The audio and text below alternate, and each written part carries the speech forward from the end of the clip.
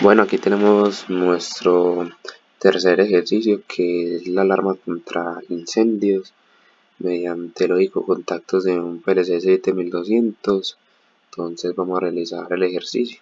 Si corresponde con la tabla de la verdad de comportar lógicas, pues vamos a dar a la inicio. Entonces nuestra primera condición dice que solo humo no alarma. Entonces vamos acá. Y como podemos ver, sonó el sensor de humo. Solo humo y es la alarma. Pues como vemos, se activó el humo.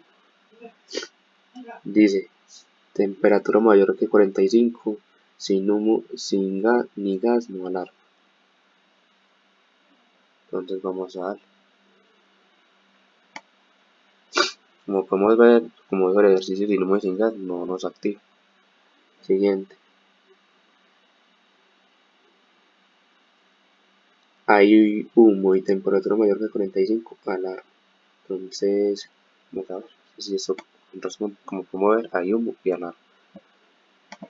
Entonces, como podemos ver, nuestras funciones corresponden con la tabla de la verdad y está completamente bueno. Muchas gracias.